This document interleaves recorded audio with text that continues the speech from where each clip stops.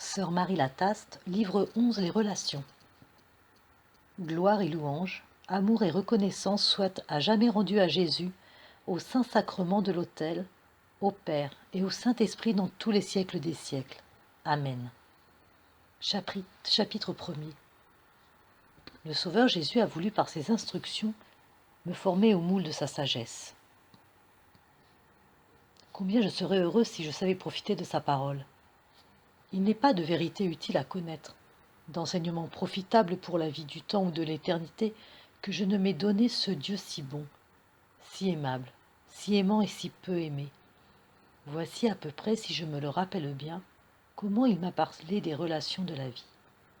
Ma fille, la vie de l'homme sur la terre n'est qu'une série successive et continue de relations. Elles sont entre l'homme et l'homme, entre l'homme et l'ange, entre l'homme et son sauveur, entre l'homme et son Dieu. Je vous ai parlé des relations entre l'homme et l'ange, entre l'homme et la Trinité.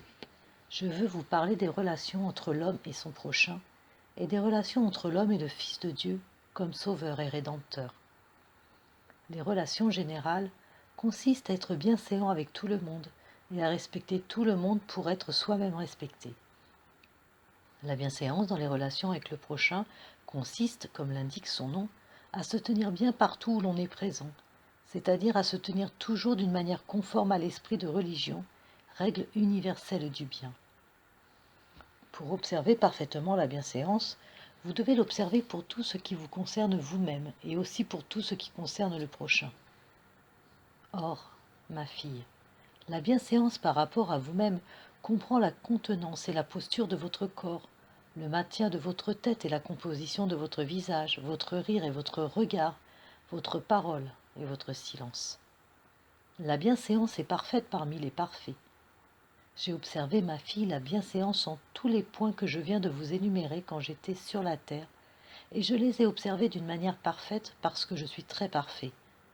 Aussi devez-vous m'avoir constamment présent à vos yeux afin de m'imiter toujours et de marcher sans cesse sur mes traces.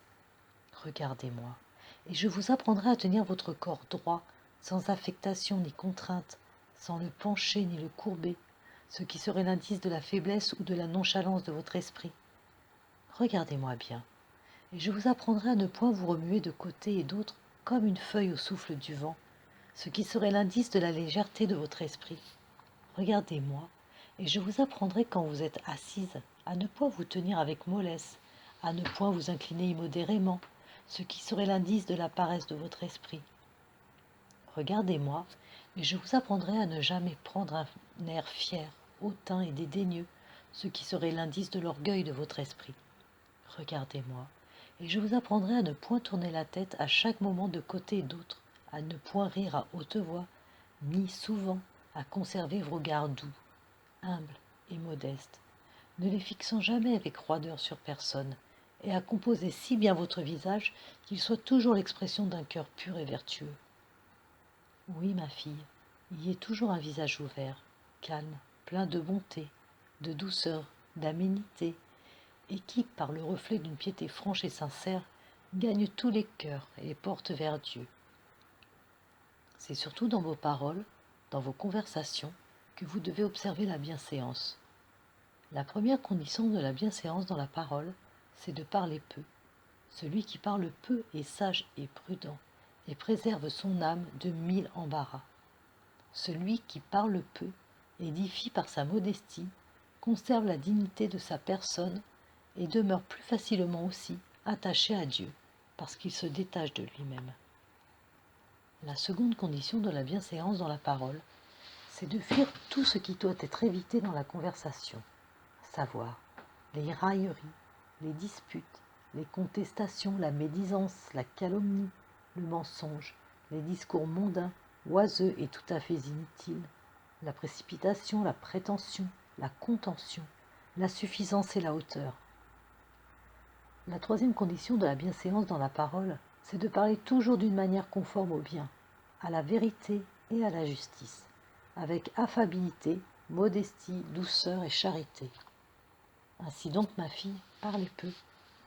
N'affectez pas moins d'être trop morne ou trop silencieuse. Parlez quand la nécessité, la charité ou l'honnêteté le demanderont. mais avisez à vos intentions. Ne parlez jamais par amour-propre et pour plaire au monde.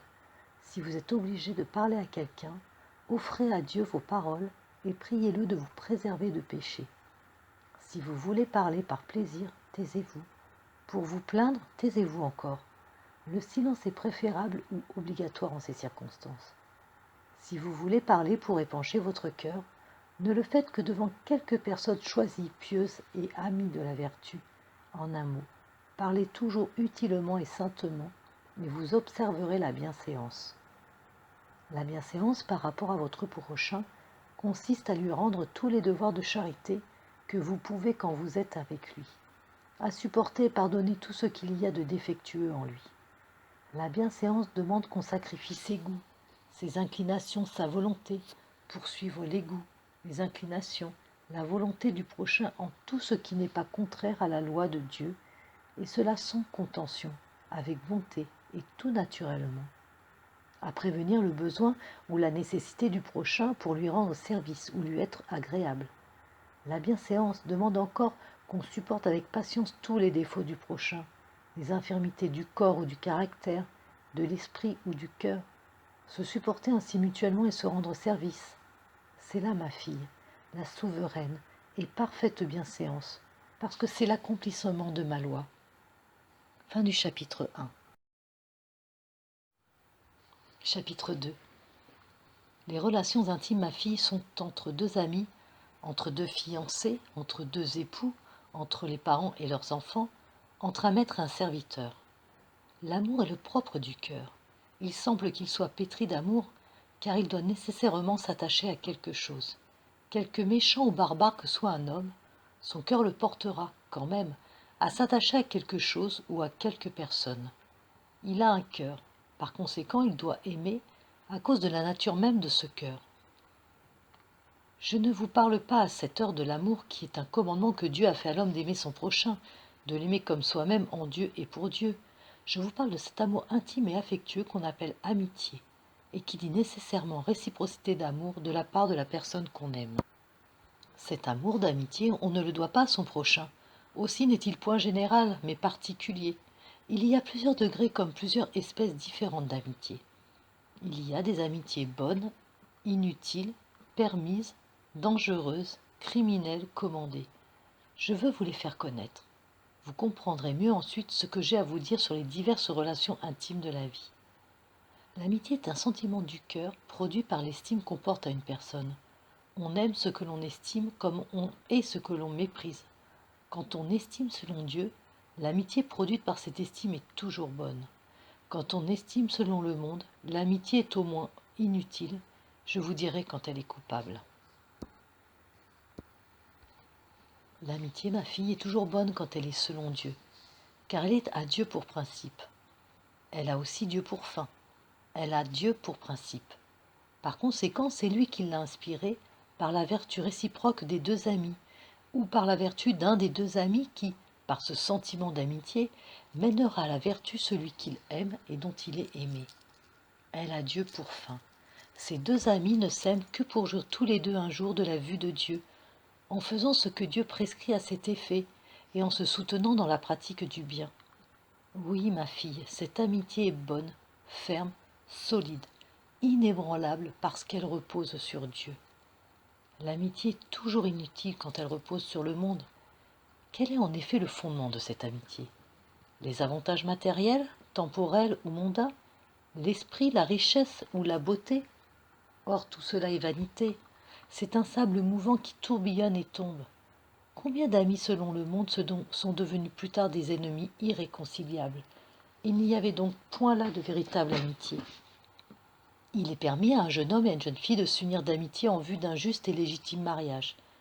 Mais pour que cette amitié soit bonne et durable, elle ne doit point être fondée sur les richesses, les bonnes grâces, le talent ou la beauté, car ces choses ne sont point un fondement solide de l'amitié. Elle doit au contraire reposer uniquement sur Dieu, afin de ne former à jamais qu'une chair et qu'un esprit, un cœur et une âme. Il y a des amitiés dangereuses. Ce sont les amitiés entre des personnes de sexe différents. Elles peuvent être bonnes, innocentes, mais elles sont toujours dangereuses, à cause de l'inclination perverse de la nature corrompue et des efforts continuels de Satan qui cherche toujours à entraîner au mal. Aussi, dans ces amitiés, faut-il user beaucoup de circonspection, de vigilance et de prudence, car quelquefois ce qui est bon devient mauvais, ce qui est innocent devient coupable et criminel. Une jeune personne doit toujours veiller sur ses yeux et ses oreilles, qui sont les portes par lesquelles le démon entre en elle le plus souvent. Elle doit veiller sur ses yeux pour fuir le serpent infernal chaque fois qu'elle l'apercevra. Elle doit veiller sur ses oreilles pour fuir le serpent infernal chaque fois qu'elle l'entendrait jeter de loin ses sifflements. Par conséquent, lorsqu'elle voit qu'une affection s'établit, affaiblit ou ruine sa vertu, elle doit y renoncer immédiatement, lui fût-elle aussi chère que la prunelle de son œil. Une jeune personne doit toujours conserver son intérieur dans la pratique du bien et confermer son extérieur à son intérieur. Son intérieur sera bon s'il est pur, innocent et éloigné de toute pensée, de toute image inconvenante ou déshonnête. Son extérieur sera bon si elle éloigne de ses manières, de ses habits, de ses regards et de ses paroles, tout ce qui pourrait porter atteinte à la modestie et à la pureté. Cette modestie doit être véritable et non fausse et mensongère, pour qu'elle ne devienne pas un piège plus dangereux en cachant un cœur gâté sous le voile de l'hypocrisie. Le jeune homme doit ressembler à la jeune fille. Il doit veiller sur ses yeux pour ne point tomber dans la tentation du mal, sur sa langue pour ne point l'enseigner à autrui, sur ses oreilles pour ne point l'apprendre à lui-même. Rien de ce qui est souillé n'entrera dans le royaume des cieux. Rien de ce qui est souillé ne peut former une bonne amitié. Il y a des amitiés criminelles. Je ne vous en dirai rien, ma fille. Tout le monde les connaît. Mais sachez que la malédiction de Dieu retombera sur la jeunesse corrompue, dont le cœur esclave de ses passions est devenu plus vil qu'un sale fumier, sur les époux qui brisent les nœuds de leurs liens les plus sacrés, sur les vieillards courbés sous le poids des ans, et qui, un pied dans le tombeau, conservent dans toute la vivacité de leurs désirs et de leurs souvenirs les hontes de leur passé, et sur ceux qui, m'ayant consacré volontairement leur corps et leur âme, ne craignent point de les profaner par des actes sacrilèges d'iniquité. Enfin, il y a des amitiés commandées. Un père et une mère sont obligés d'aimer leurs enfants, comme un enfant est obligé d'aimer son père et sa mère. De même, deux époux sont obligés de s'aimer d'une manière toute particulière et de resserrer par cet amour les liens de leur mariage. Fin du chapitre 2. Chapitre 3. Les relations intimes reposent toutes sur l'amitié. Or, comme toutes les relations intimes doivent être bonnes, il faut aussi que toutes les amitiés soient bonnes. Je vous ai dit, ma fille, que la première des relations intimes est entre un ami et son ami. Rien, ma fille, n'est comparable à un ami véritable, à un ami fidèle. Or, ma fille, il n'y a pas d'amis parmi les méchants, et le meilleur ami, c'est le plus vertueux. Il faut donc choisir ses amis, les choisir entre mille. On finit par devenir comme celui qu'on fréquente, avec qui on vit constamment, à qui on parle dans la sincérité de son cœur, c'est-à-dire son ami. D'où le proverbe « Dis-moi qui tu fréquentes, je te dirai qui tu es, et plein de vérité. » Combien de jeunes gens malheureux, ruinés, corrompus par un ami lui-même corrompu? Combien de jeunes filles qui pleureront toujours sur la terre la perte de leur honneur à cause d'amis qui les ont entraînés dans les voies de corruption? Combien d'époux divisés par des amis pervertis, cause de leur désunion et de leur séparation? L'amitié, ma fille, se forme et s'entretient par la conformité de sentiments. Si les sentiments sont contraires, l'amitié nécessairement doit se rompre ou les sentiments devenir semblables quand un ami est bon et l'autre mauvais. Il faut que le mauvais devienne bon ou que le bon devienne mauvais. Par conséquent, quand vous voyez rechercher votre amitié, examinez avant de la donner. Quelles sont les mœurs et la conduite de celle qui demande part à votre amitié? Voyez si cette personne est douce, modeste, retenue, appliquée au travail, soumise à ses parents, pieuse. S'il en est ainsi, vous pouvez l'aimer. Attendez néanmoins quelque temps encore, afin que de lui ouvrir votre cœur, pour mieux vous assurer de la vérité de ses qualités, et vous épargner beaucoup de peine et d'inquiétude pour l'avenir. Quand vous l'aurez éprouvé, et que vous connaîtrez sa fidélité, sa modestie, sa prudence, sa charité et toutes ses vertus, alors liez-vous d'amitié avec elle, avec l'amour de Dieu pour principe. Animez-vous mutuellement par vos paroles et vos exemples à avancer de plus en plus dans le bien et la perfection. Que celle qui reste debout relève celle qui tombera. Consolez votre amie si elle est triste. Soyez gai si elle est gaie et réjouissez-vous avec elle. Si au contraire c'est une personne qui aime le monde, sa vanité, ses amusements, ses fêtes, ses plaisirs, ses joies et ses folies, si vous voyez qu'elle aime la médisance, la calomnie et le mensonge, qu'elle est légère et peut porter à la piété, ma fille, fuyez-la, ne cherchez point sa compagnie. Néanmoins, il ne faut pas toujours fuir, éviter ou abandonner ces personnes qui sont ainsi légères et amies du monde. Car si les mauvais entraînent les bons ramènent aussi quelquefois les mauvais. Alors, il faut avoir une vertu ferme et solide. Il faut avoir une grande confiance en Dieu, ne pas compter sur soi, mais tout espérer de Dieu. Mais si celle qui est bonne sent sa bonté faiblir et la méchanceté ou la malice de son ami prendre le dessus, elle doit rompre immédiatement, afin de ne pas devenir mauvaise elle aussi. Vous pourriez donc, ma fille, par un sentiment de charité, tâcher de gagner l'amitié d'une jeune personne que vous verriez entraînée par le courant du monde.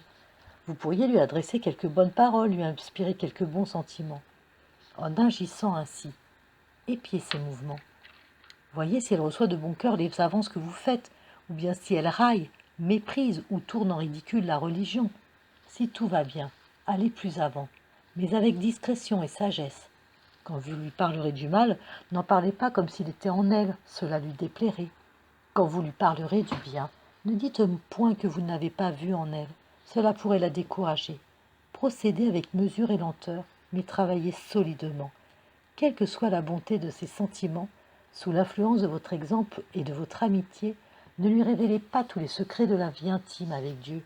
Ne lui les faites connaître qu'autant qu'elle en aura besoin, faim ou soif. Si au contraire elle est rebutée par vos paroles ou si elle ne répond pas à votre bonne volonté, attendez quelque temps encore. Priez pour cette personne, mais ne la voyez point habituellement. Elle pourrait par ses railleries vous dégoûter de la religion et vous rendre pire qu'elle. Puis, quand vous verrez le moment opportun, profitez-en, revenez à la charge, tentez un nouvel effort. Une personne, aussi mauvaise qu'elle soit, comprend bien et interprète en bonne part ce zèle de la charité. Quelquefois, elle voudrait se laisser aller à vous. Suivre votre impulsion, écouter votre parole, marcher sur votre exemple, vous ouvrir son cœur, vous le dévoiler à nu. Ce serait un besoin pour son âme. Elle se trouverait ensuite calme, heureuse et tranquille. Mais elle est retenue par une force secrète, elle n'ose point. Elle conserve ce poids sur son cœur, ce qui l'étouffe et l'empêche de vivre. Que faudrait-il? Pénétrer plus avant dans son cœur, toucher le point sensible, l'amener à vous dire « Vous avez raison et j'ai tort ». Dès lors tout serait fini. Mais ma fille, cela est une chose pénible et bien difficile. Il faut un secours extraordinaire de la grâce. Aussi, devriez-vous prier beaucoup en ces circonstances, ne rien négliger.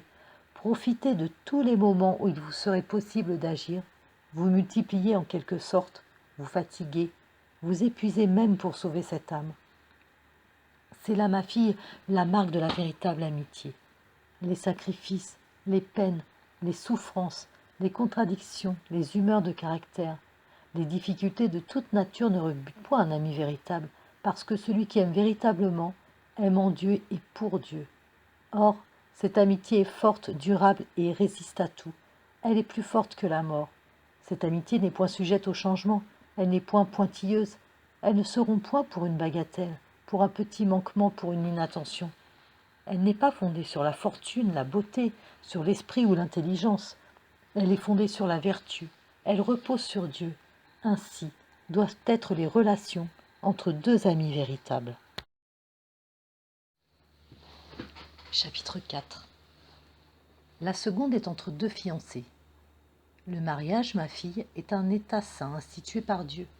Il n'a par conséquent rien de contraire à la pureté ni à la chasteté. Et la chasteté et la pureté ne disparaissent point dans l'état du mariage, quand on crie et quand on aime Dieu. Voilà pourquoi le ciel compte tant de saints et de saintes qui se sont sanctifiés dans l'état du mariage et qui par conséquent n'ont point perdu leur pureté. La virginité, il est vrai, est un état plus parfait, un état d'une pureté et d'une chasteté beaucoup plus grande. Mais ce n'est point l'état propre des hommes, c'est celui des anges, à qui devient semblable celui qui l'observe.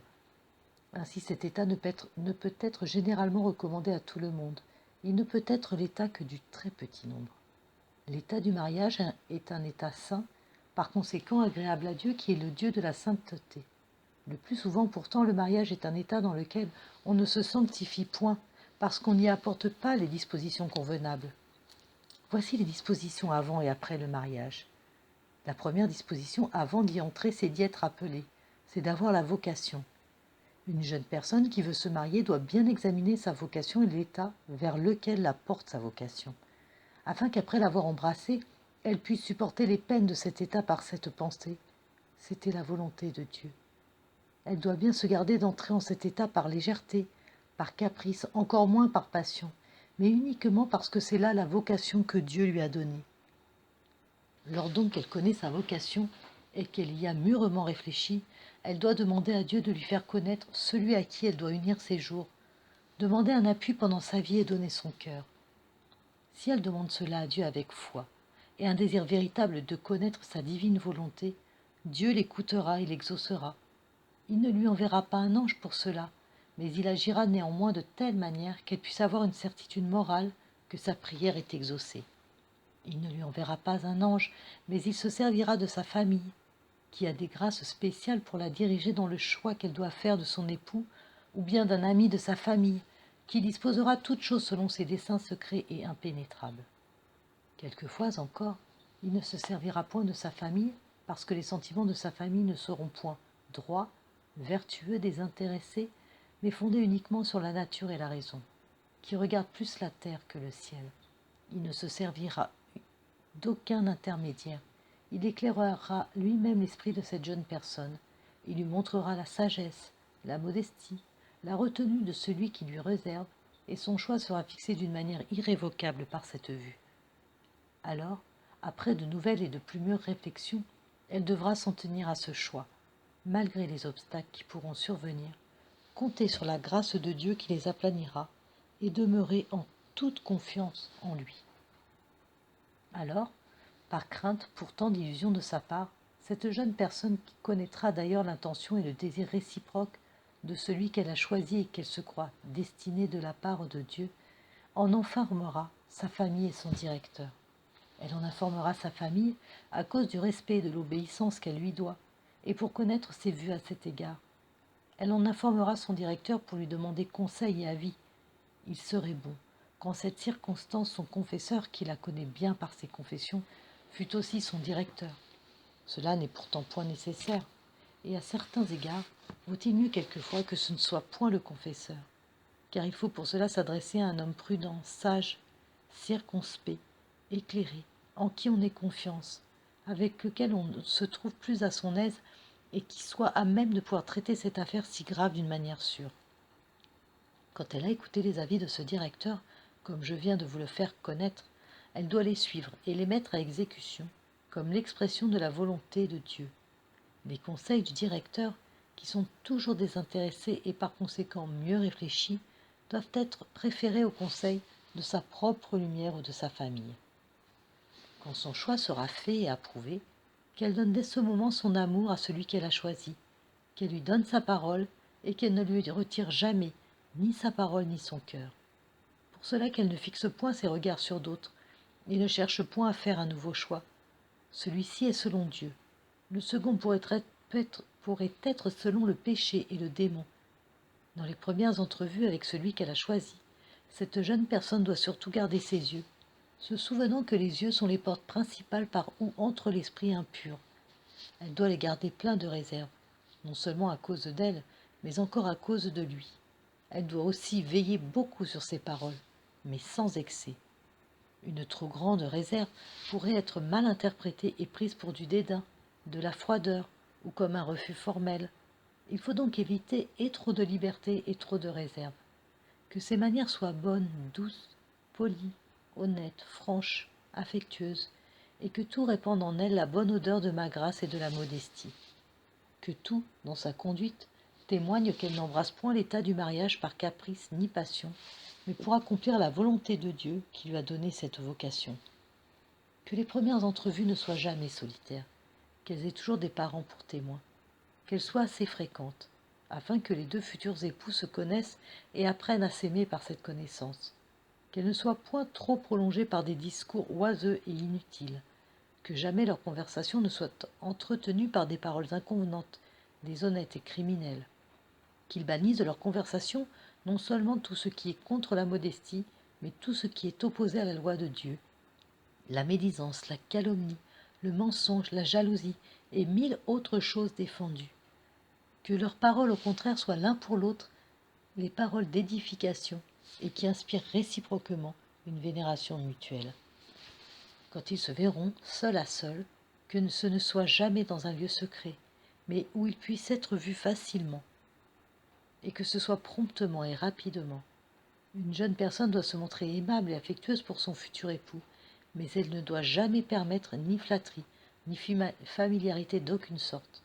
Elle doit toujours avoir devant elle la loi de Dieu, l'honnêteté et le devoir. Cette conduite à la fois prévenante, cordiale et respectueuse lui méritera et l'affection et la vénération de son époux. Après une connaissance réciproque et mutuelle suffisante, il est prudent de conclure immédiatement le mariage et de ne point le différer trop longtemps. Ce délai pourrait être une cause du péché. Aussi, pour se fortifier l'un et l'autre et demander à Dieu la grâce dont ils ont besoin pour demeurer toujours justes et saints jusqu'à la célébration de leur mariage, ils feront bien de s'unir à moi de temps en temps dans le sacrement de mon amour. Ces avis sont pour le jeune homme comme pour la jeune fille. Un jeune homme doit chercher et désirer pour son épouse une jeune personne modeste, pieuse et vertueuse. S'il la trouve, elle le rendra heureux, et ils se sanctifieront dans l'état qu'ils embrasseront tous les deux. Qui ne cherche point la beauté? La beauté passe plus rapide que la fleur des champs. Que lui resterait-il de son épouse si elle n'avait que la beauté, et si cette beauté disparaissait en quelques jours? Qui ne cherche pas uniquement la fortune. La fortune ne fait ni la vertu, ni la paix, ni la tranquillité, ni le bonheur dans une famille. Qui ne cherche pas uniquement l'esprit et l'intelligence pour les choses de la terre, qu'il cherche plutôt l'esprit et l'intelligence pour les choses du ciel. Qui ne cherche point dans le mariage à satisfaire sa passion. Malheureuse la femme d'un tel homme. Il n'est homme que de nom. En réalité, c'est un démon et un animal sans raison.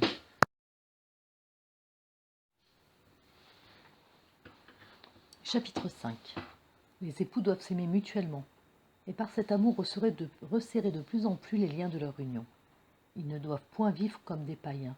Ils sont les enfants des saints.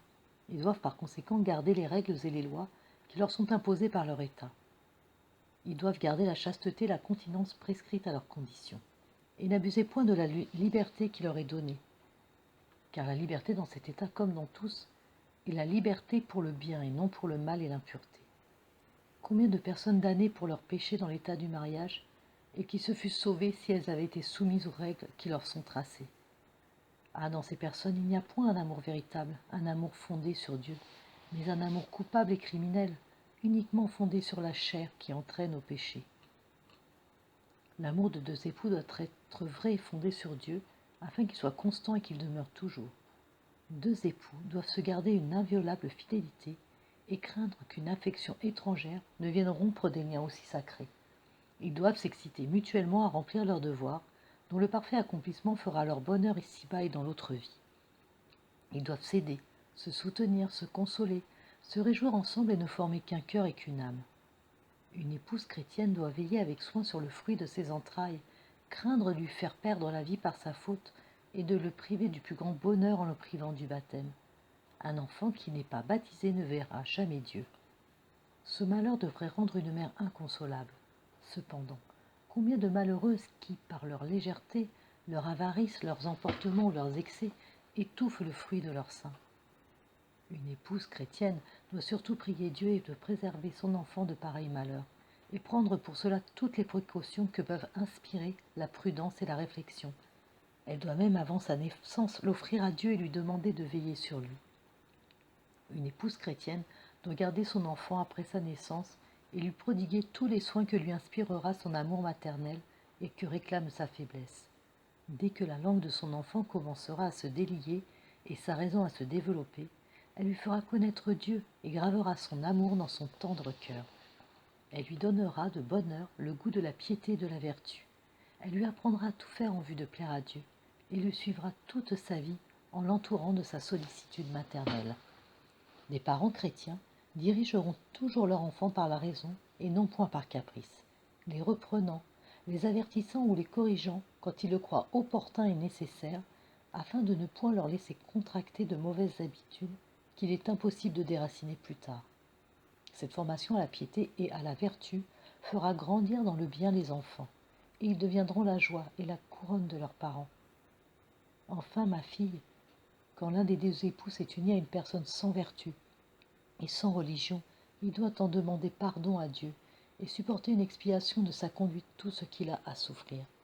Il doit prendre sur lui tous les devoirs qui retomberaient sur tous les deux par rapport à la conduite des enfants, afin qu'ils soient bons et vertueux. Il doit essayer de ramener à de meilleurs sentiments celui qui est sans vertu, et pour cela prier beaucoup, prier sans cesse, prier avec conscience et espoir d'être exaucé. Chapitre 6. Voici les relations entre parents et enfants. Les relations entre un père, une mère et leur enfant doivent être tout à fait intimes. Le père et la mère revivent dans leurs enfants, les enfants tiennent la vie de leur père et de leur mère après Dieu. Peut-il être un sujet de relation plus intime? Ces relations doivent avoir de part et d'autre l'amour le plus puissant et le plus fort pour principe. Que pourrait donc aimer un père et une mère sinon leurs enfants, et un enfant sinon son père et sa mère? Tous les cœurs d'une même famille doivent être unis, n'avoir qu'un même sentiment, une même volonté. Ils doivent tous travailler à leur bonheur réciproque, s'entraider et se soutenir. Un père et une mère doivent protéger, défendre et nourrir leurs enfants tant qu'ils sont en bas âge. Les enfants doivent être plus tard, selon leurs facultés, le soutien et la défense de leurs parents. Leurs relations doivent durer toujours, toute la vie et même au-delà de la tombe. Il faut que l'enfant se souvienne des peines, des souffrances, des labeurs, des soucis qu'il a causés à sa famille quand il était dans l'impuissance de pourvoir à sa subsistance.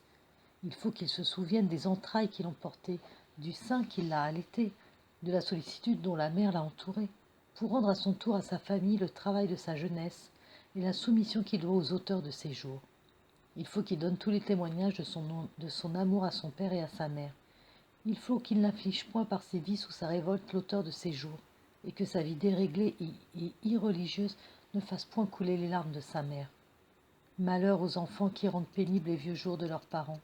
Malheur aux enfants surtout, qui attirent sur leur tête la malédiction de leur père et de leur mère mourants. Malheur aussi aux parents qui sont sans cœur pour leurs enfants, qui les abandonnent dès leur plus jeune âge ou qui ne les dirigent point dans le sentier de la vertu. Heureuses les familles qui vivent en paix et dans l'union. L'œil de Dieu se repose sur elles avec complaisance.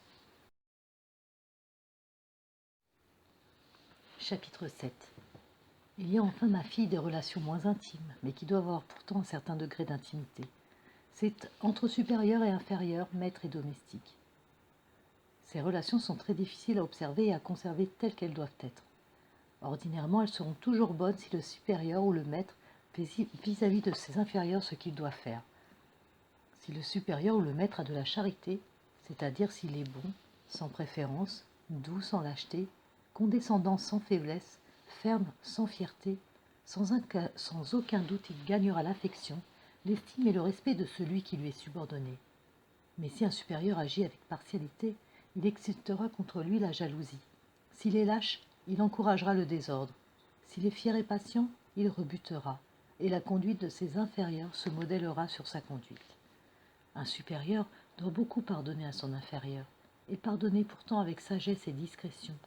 Pour cela, il doit observer le caractère, l'esprit, le tempérament de son inférieur. Il doit encourager pour relever les faibles. Il doit être doux et affable pour gagner les cœurs.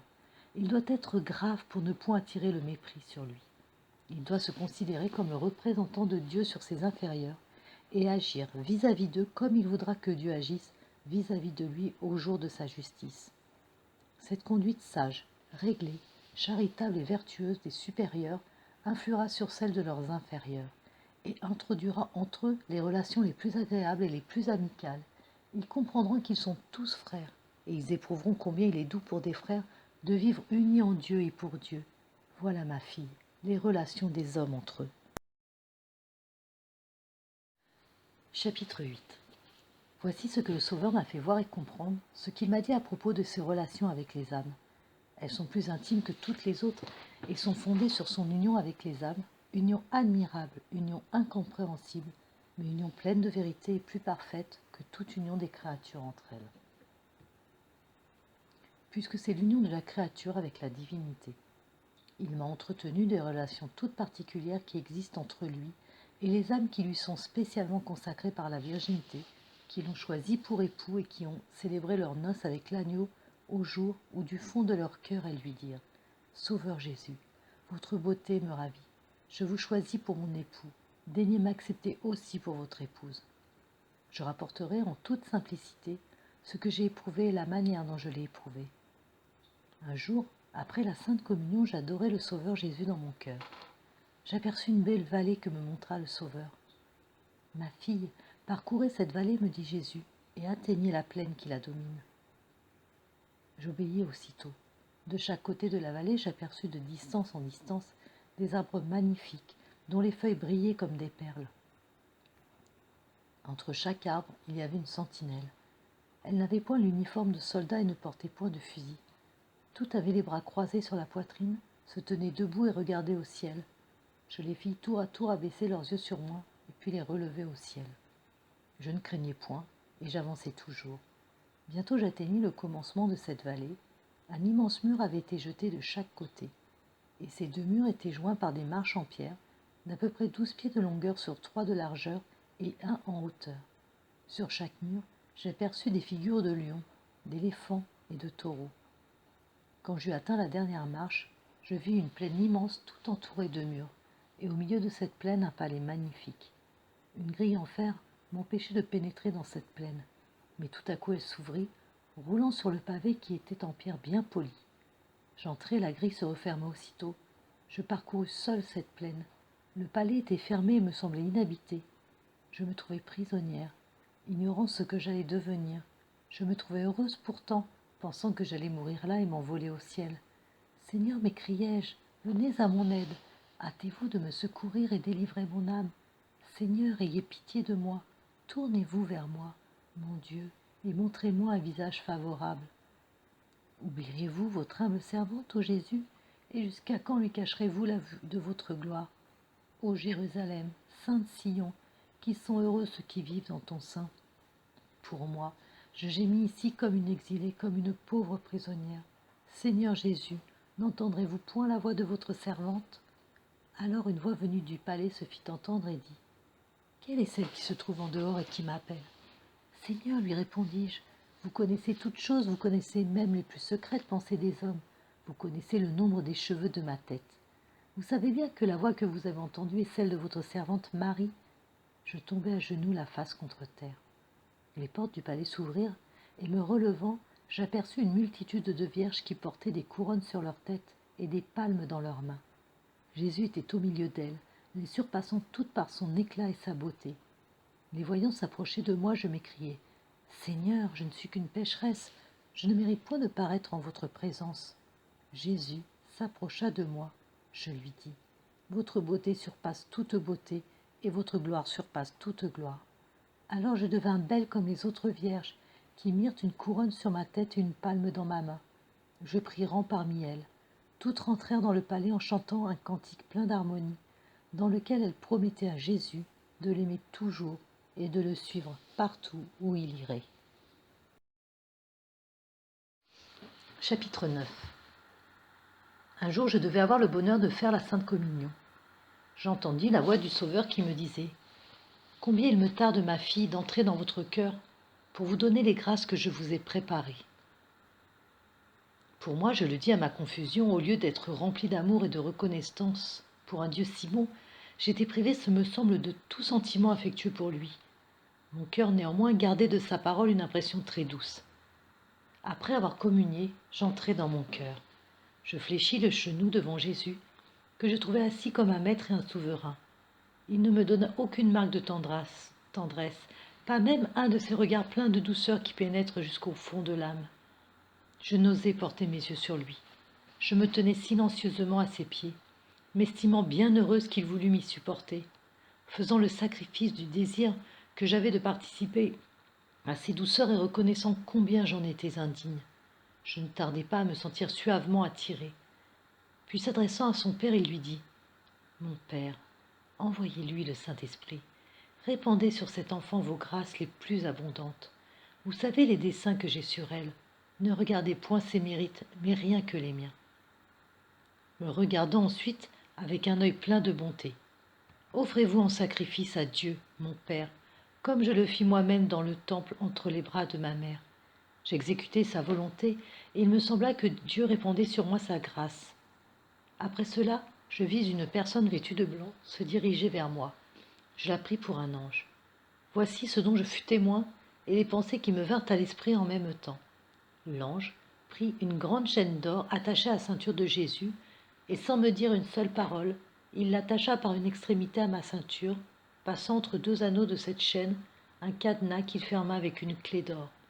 Il attacha aussi mes mains et mes pieds, aux pieds et aux mains de Jésus de la même manière, mais avec des chaînes plus petites, et je me dis à moi-même, ces chaînes sont la figure de la charité qui doit m'unir à Dieu dans toutes mes actions.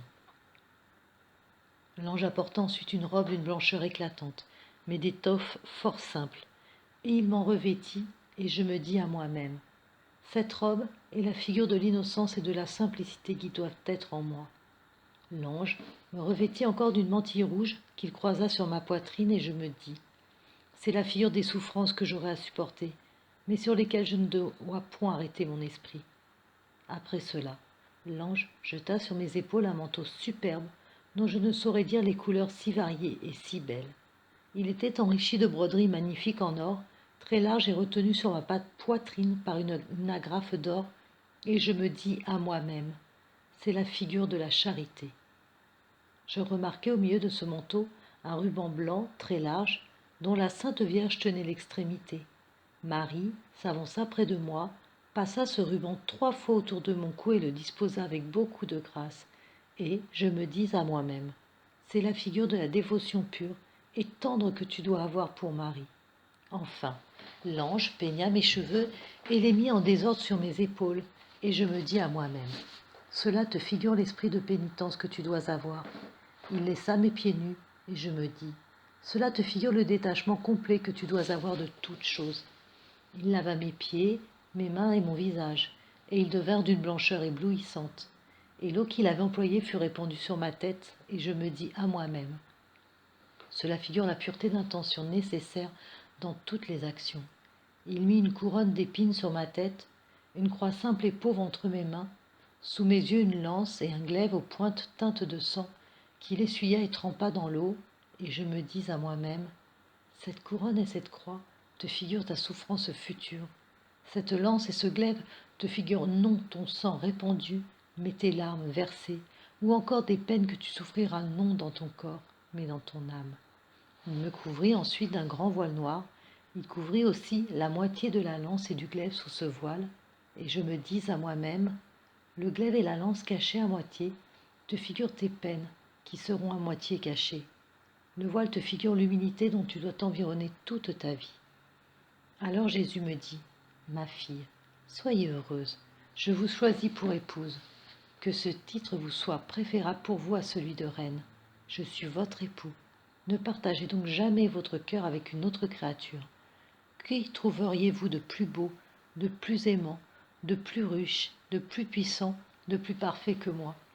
Qui donc mérite, qui a le droit d'être mon rival? Dites aux hommes, je suis vierge, et j'aimerais mieux avec ce titre passer ma vie dans la misère que de devenir reine en le perdant. Ou encore, Jésus est mon époux, il m'a choisi pour son épouse. Je n'en suis pas digne, mais je ne veux lui préférer personne. Une vierge, véritablement vierge et humble, douce, modeste dans ses yeux, ses oreilles et ses paroles. Elle évite toute familiarité avec les hommes de différents sexes. Elle ne désire point une vie facile et aisée. Elle aime le travail, la mortification, le recueillement, la retraite et la prière. Elle évite dans ses habits l'ajustement trop recherché comme la négligence. Elle s'habille conformément à son rang et à sa condition. Elle est détachée de tout. Elle ne flatte point son corps. Elle le regarde comme sa prison. Elle le respecte comme le temple où son époux vient habiter. Elle gémit et languit dans son exil. Elle soupire après la vue de son époux et n'a de consolation sur la terre que quand elle le reçoit dans son cœur par la sainte communion. une vierge qui m'a choisi pour époux et, comme ce serviteur de l'Évangile qui veille toujours et se tient prêt pour attendre l'arrivée de son maître.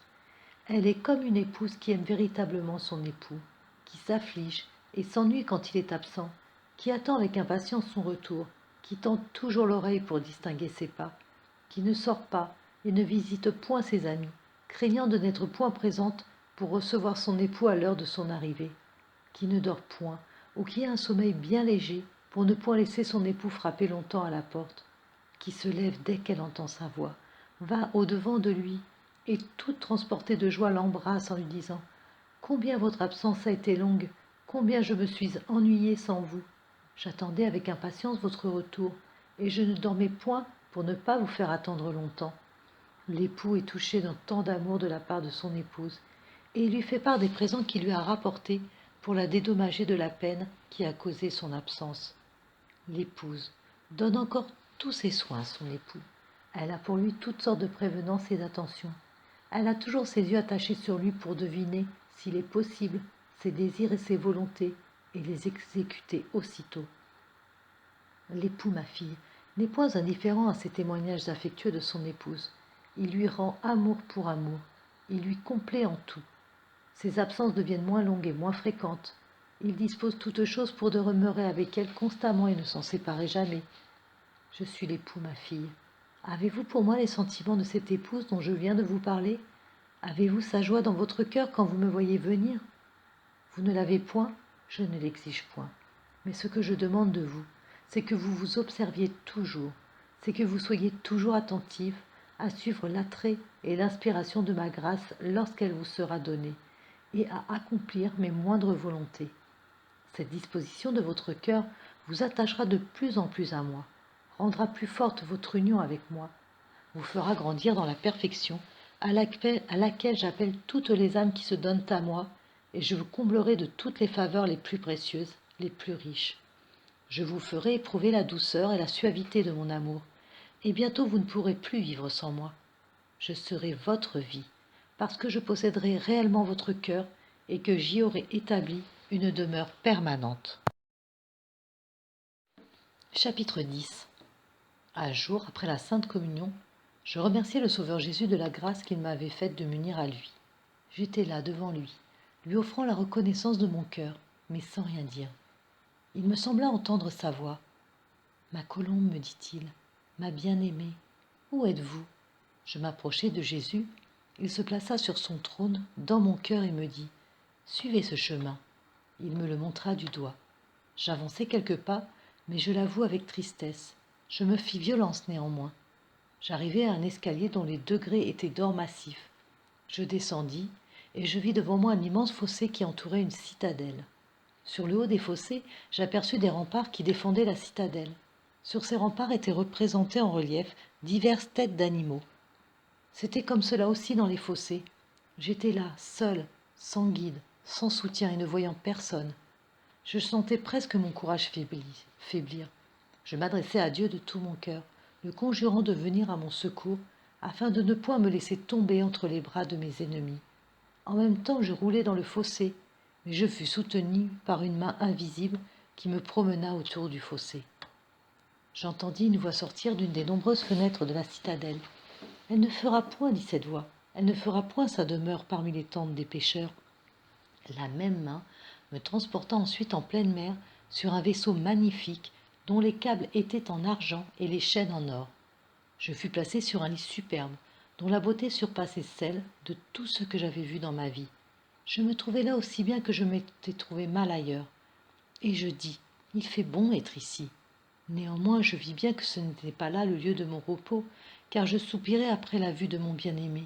Il n'était point en ces lieux. J'étais bien fatigué, et tournant la tête, je m'endormis. Bientôt après, je fus réveillé par une voix qui m'appelait. « Marie, Marie !» J'ouvris les yeux, et regardant ce beau personnage qui était devant moi. « Qui êtes-vous » lui dis-je. « Je ne vous connais pas. » Il ne répondit rien. « Retirez-vous, vous n'êtes pas le bien-aimé. » Je détournai la tête, je fermai les yeux et me rendormis. Quelque temps après, une nouvelle voix se fit entendre. J'ouvris les yeux et j'aperçus un personnage. Il s'approcha de moi et me frappa doucement sur la joue. Je fus saisie de frayeur, car il était hideux à voir. Ses cheveux crépus semblaient être grillés, 2 cornes se dressaient sur sa tête, et ses yeux et ses lèvres se contractaient d'une manière horrible. « Qui que vous soyez, lui dis-je, retirez-vous, fuyez loin d'ici. Mon Dieu, m'écriai-je ensuite, veillez sur moi. » Je détournai la tête, je fermai les yeux et me rendormis. Une nouvelle voix se fit encore entendre. Je la reconnus, c'était celle du Sauveur. J'ouvris les yeux, je ne m'étais point trompée. C'était bien Jésus, avec son air doux et majestueux, sa contenance humble et sans affectation. « Ma fille, me dit-il, levez-vous. » Je me levai. Il me prit par la main et dit, « Nous sommes au port. » Nous abordâmes et entrâmes dans un lieu ravissant. « C'est ici, ma bien-aimée, me dit le Sauveur, que vous demeurerez éternellement avec moi, parce que vous m'avez reconnu et n'avez voulu connaître que moi seul. »« Seigneur, lui répondis-je, le lieu de mon repos sera partout où vous serez. J'y ferai mon séjour, parce que je n'en veux pas d'autre que celui de mon bien-aimé, du Sauveur et époux de mon âme. » Chapitre 11. Le Sauveur me regarda un jour avec un air de bonté extrême et me dit, « Ma fille, à partir de ce moment, soyez-moi unie pour toujours. Resserrez de plus en plus les liens qui nous unissent. Je vous ai choisie pour mon épouse, je vous accepte aujourd'hui. Donnez-vous à moi, je me donne à vous, et vous apprécierez dans l'intimité de nos relations la dignité, le bonheur et l'avantage de m'avoir pour époux. Est-il rien en effet de plus glorieux pour vous que d'avoir pour époux le roi du ciel et de la terre, celui qui commande aux hommes les plus puissants, qui commande aux monarques et aux potentats, les fait trembler sur leur trône et les brise comme un vase d'argile sur un pavé? Est-il une dignité supérieure à cette dignité? Tout ce qui est à l'époux appartient à l'épouse aussi. Tout est commun entre eux. Si l'époux est roi, il établit son épouse reine dans ses états. Si l'époux est puissant, couvert de gloire, porté en triomphe, il met son épouse à son côté pour la faire participer à sa puissance, à sa gloire et à ses triomphes. Ainsi, ma fille, je livre tout à l'âme qui veut être mon épouse. Je lui livre ma puissance, mes grâces, mes mérites. Je la constitue reine dans le royaume de mon Père. Le bonheur de la vie, c'est l'union des âmes. Le fondement de l'union, c'est la force, l'amour en fait le charme. Or, peut-il être un bonheur supérieur à celui de l'union entre Dieu et une âme? Cette union est durable parce qu'elle est fondée sur la paix. Je suis le Dieu de la paix, et les âmes qui me sont unies reçoivent de moi la paix de la conscience. Cette union est préférable à toute autre union, car je suis le Dieu de la charité, je suis charité, et je l'insinue dans celle qui veut être mon épouse. Aussi, entre une âme qui m'est unie et moi, il n'y a point de secret, mais la confiance la plus entière. Je vois cette âme telle qu'elle est, et cette âme se montre aussi telle qu'elle est en réalité. Je lui montre tout ce qui est en moi. Elle l'aperçoit et le regarde comme en plein jour. Quels suaves épanchements entre mon cœur et celui de mon épouse. Elle s'est donnée tout à moi, et je me suis donné aussi tout à elle. Elle ne me refuse rien, je lui accorde tout ce qu'elle me demande. Et dans le secret de ces épanchements intimes, notre union devient de plus en plus forte et de plus en plus heureuse. Enfin, ma fille, une âme qui est mon épouse, dans quelque position qu'elle se trouve, comprend que tout est pour son avantage. Si elle est pauvre, elle voit ma pauvreté et s'estime heureuse de me ressembler. Si elle est persécutée, elle voit toutes les persécutions que j'ai souffertes et s'estime heureuse de me ressembler. Si elle est dans les peines, les tribulations, les douleurs de la vie, elle jette un regard sur moi et s'estime heureuse de me ressembler. Si Dieu lui accorde des consolations, des grâces, des faveurs, elle comprend que c'est à son titre de mon épouse qu'elle les doit, et tâche par sa correspondance de croître de plus en plus en vertu.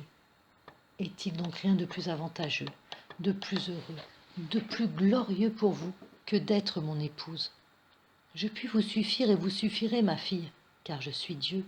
Je prendrai plus de soin de vous, je veillerai plus sur vous, je vous rendrai plus heureuse que l'époux le plus tendre, parce que je commande en maître à toute chose et dispose de tout pour réjouir les âmes qui se donnent à moi.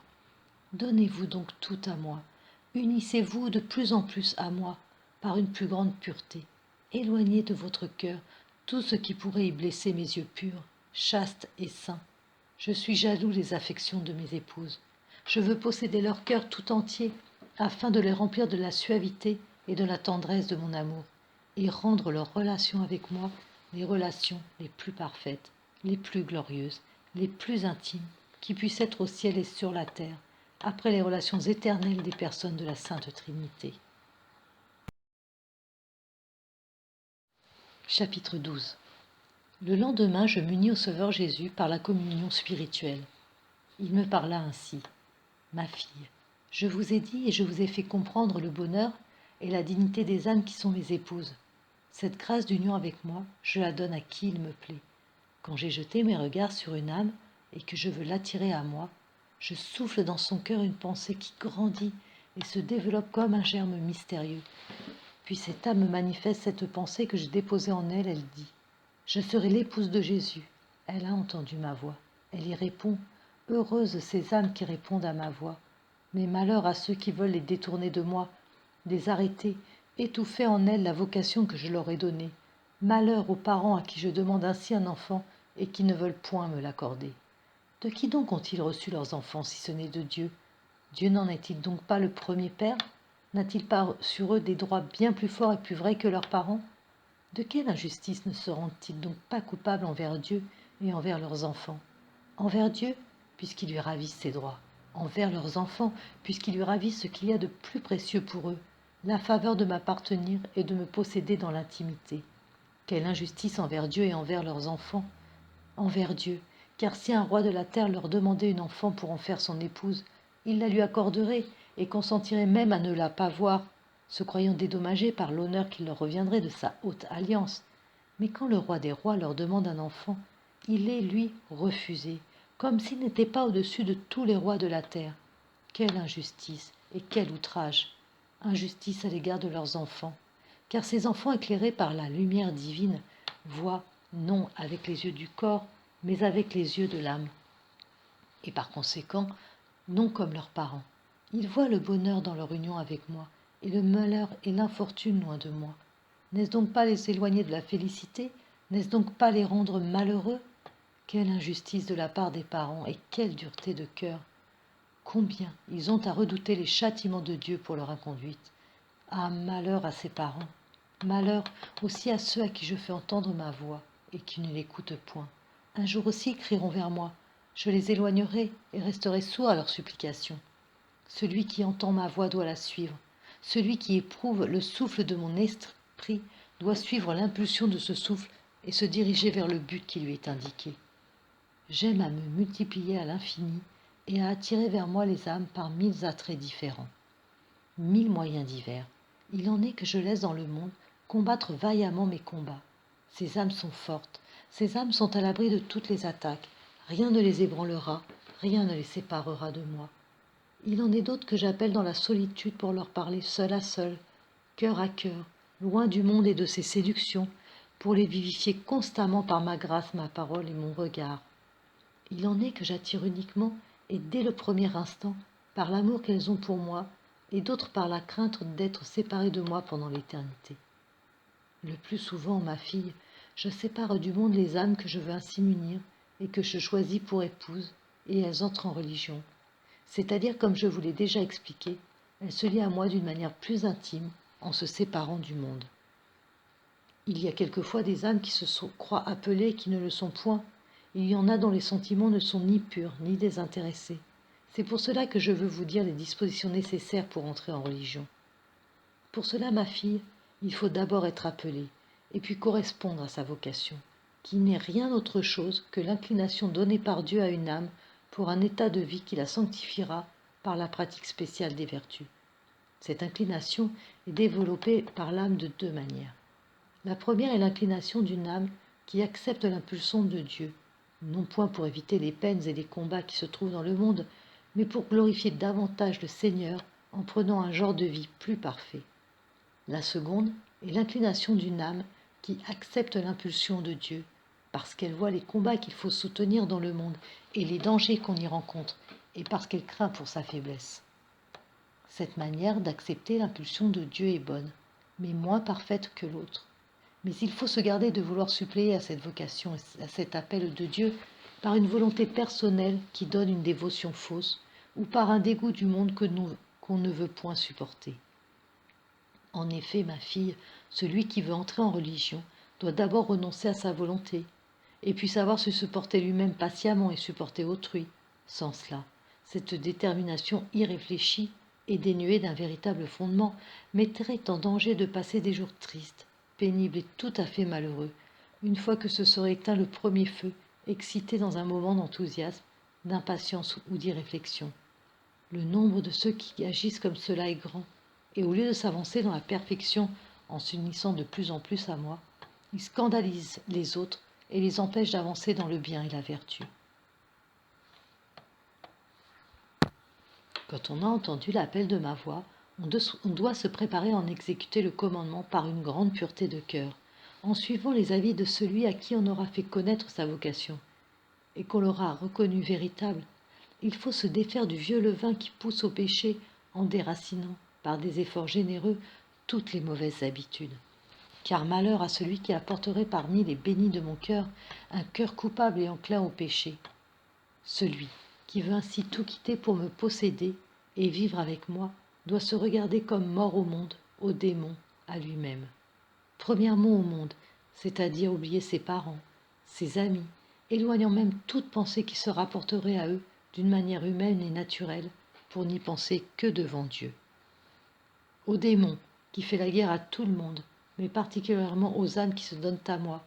Il ne leur présente pas d'abord de grands péchés, mais il les porte au relâchement par des pensées vaines et des imperfections qui leur nuisent autant que les péchés véniels aux personnes du monde. Si on écoute le démon, peu à peu, on tombe dans l'oubli de ses devoirs, on se sépare de moi. Troisièmement, à lui-même, c'est-à-dire de ne pas écouter les suggestions perverses de la chair et des sens. Cette mort est une victoire véritable et la plus difficile. C'est une victoire, car c'est réellement triompher de soi. C'est une victoire difficile. Il en coûte en effet beaucoup pour se dompter en tout, pour n'être pas plus touché des outrages et des injures que des louanges et des honneurs, pour ne tenir à rien, se défaire de tout, pour se reposer uniquement en moi. Cette triple mort est une vie véritable et la seule qui puisse mériter le nom de vie. Car être dans cette mort, c'est être uni à moi, c'est me posséder, et je suis la vie de tous ceux qui sont dans ce monde et qui veulent vivre dans l'éternité de la vie à laquelle je les initie ci-bas. Dans le monde, le démon et la concupiscence luttent contre ces âmes que je me choisis. Le monde par le désir qui leur inspire des biens d'ici-bas, le démon par esprit de rébellion, la concupiscence par les tentations impures.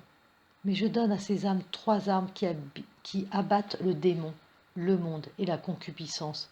Ce sont le vœu de pauvreté contre le monde, le vœu d'obéissance contre le démon, le vœu de chasteté contre la concupiscence. Chapitre 13. Le vœu, ma fille, est un soutien, un appui, un abri, une défense pour l'âme. L'âme sent que le désir des richesses triompherait bientôt d'elle-même.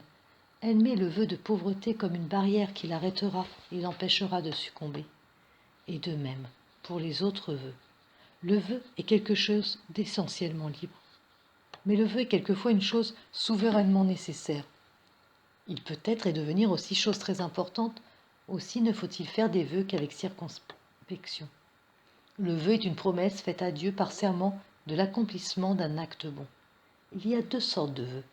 Le vœu conditionnel est celui par lequel on s'engage sans condition. La condition réalisée, on doit accomplir le vœu qu'on a fait.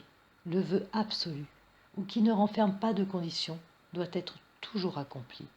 Le vœu est une chose fort agréable à Dieu, et les actes accomplis sous l'empire ou la nécessité d'un vœu sont plus agréables à Dieu que les autres parce qu'on s'est engagé volontairement à les faire. On ne pêche point en ne faisant pas choses promises, mais on pêche si on ne les accomplit pas. Et le péché est d'autant plus grave que la chose est grave et importante, à moins qu'on ne se soit réservé expressément de ne point s'engager à l'observation du vœu, sous peine de péché mortel. Il est prudent de jamais faire de vœux sans l'autorisation de son confesseur, et un confesseur ne doit jamais permettre des vœux perpétuels et pour la vie, qu'après s'être bien assuré de la vertu, de la fermeté et de la vigueur de celui qui veut s'engager ainsi. Que de peine on se crée par des vœux prononcés légèrement, que d'embarras on s'épargne en ne prononçant point ces vœux, que de grâce on attire sur soi quand on correspond au désir que Dieu manifeste de l'émission d'un vœu. Que de secours on obtient pour soi. Ô bienheureux sont ceux qui résistent au monde et à ses richesses par le vœu de pauvreté, et qui demeurent fidèles dans l'observation de ce vœu. Bienheureux sont ceux qui résistent au démon et à son esprit de révolte et d'orgueil par le vœu d'obéissance, et qui demeurent fidèles dans l'observation de ce vœu. Je serai leur richesse dans l'éternité, je serai leur gloire dans l'éternité, je serai leur félicité dans l'éternité. Nos relations ont recommencé dans le temps, elles dureront dans les siècles des siècles. Ayez espoir, ma fille, vous triompherez de tout. Je vous cacherai comme ma colombe dans le trou du rocher. Je vous enlèverai au monde, je vous donnerai une place dans la famille sainte consacrée à mon divin cœur. Là vous serez tout à moi et je serai tout à vous. Amour à jamais, dans le sacrement de l'autel. Amen. Fin du livre 11e.